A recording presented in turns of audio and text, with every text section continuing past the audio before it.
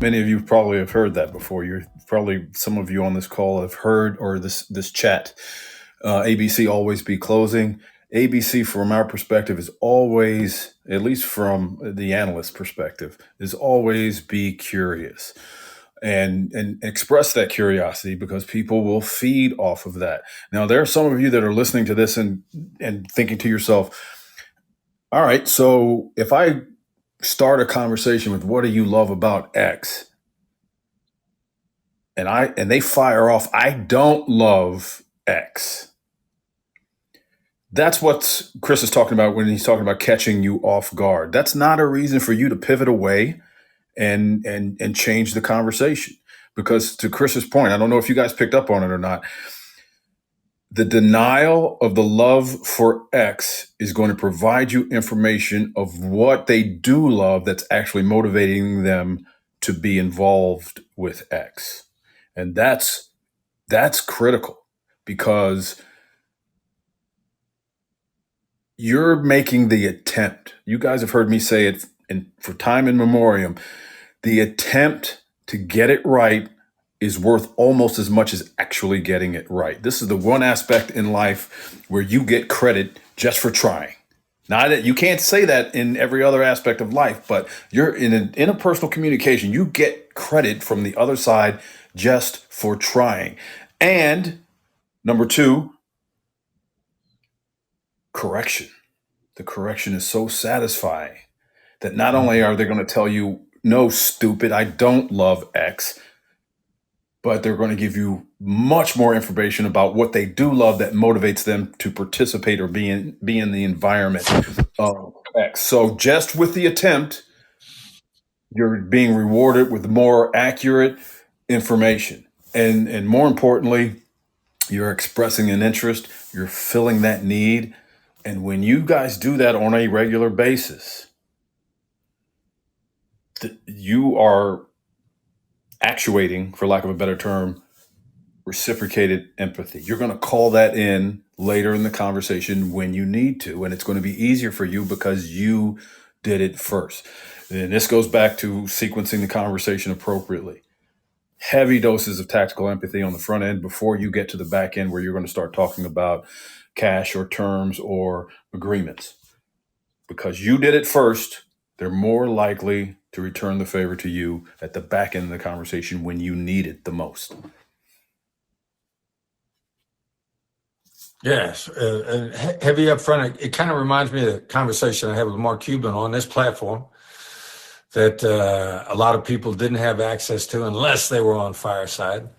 And Cuban talked about in that conversation, he spends a fair amount of time early on in business relationships testing people, getting to know them, seeing how they react to stuff because he wants the acceleration of the deals. He knows that if he lays the groundwork at the beginning, very much like laying tactical empathy is the groundwork at the beginning, that everything after that accelerates. Derek, I'm going to throw it to you. We talk a lot about negotiation as a team sport and a knock. And maybe we can tell everybody what a knock is. And what's your perspective about the importance of the in-person side of learning these skills and working together as we learn? All right. So first question, the knock is an acronym for Negotiation Operations Center.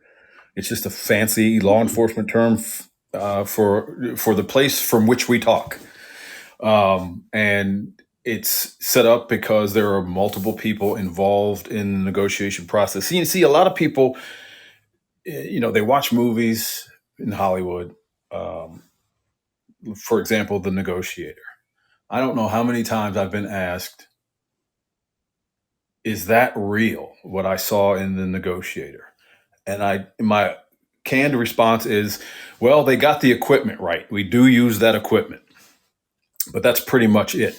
But you will see the knock there, and there are more people that are actually involved. Kevin Spacey does not, no former or current negotiator has that much dominion and control over an event such as a hostage taking.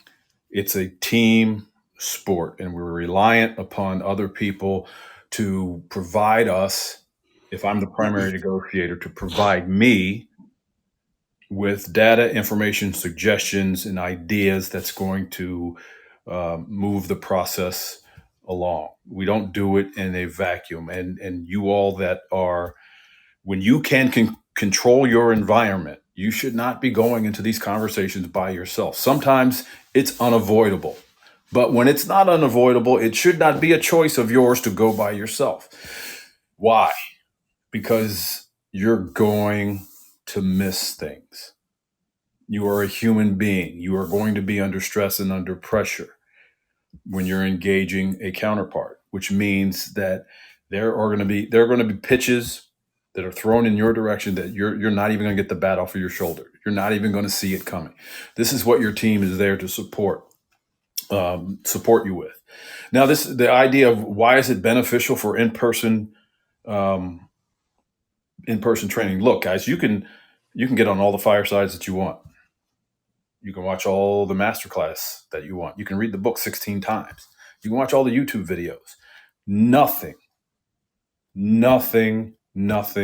replaces the value of having myself or Chris or one of the other Black Swan coaches bring the content to life. That's what the live event is all about.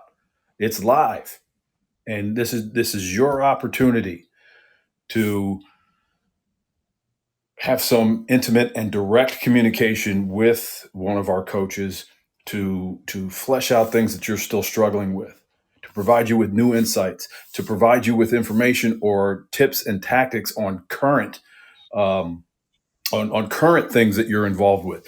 There's been no shortage of people who have come to these live events, and we'll go through 2-3 blocks of instruction in the morning, and then they go to lunch, and based on what they learned in the morning, they'll make a call to a counterpart and strike up deals over lunch based on what they learned in the live event. So I'm not trying to belittle the other resources that we have out there, but none of the resources that we put out there for your self absorption can hold a candle to what you get when you have us in front of you face to face. It's an immersion, and every live event, somebody cuts a great deal. And the immersion of being with the instructors, the immersion of talking to the people that are there with you, there's an energy level to it that the in-person immersion, and you're never going to get me to believe that there isn't actually something to psychic energy. It's one of the reasons people are, and Zoom has caught people off guard, not because you can't see people, but because you can't feel the energy. So there's no replacement to the energy of being at an in-person event. And somebody always cuts a great deal at an in-person event. And the question is, do you show up prepared to be that person? Are you ready there to show up and make a difference, cut a deal that'll make whatever the conference cost you seem like a pocket change, nothing, because of the deal that you cut while you were there?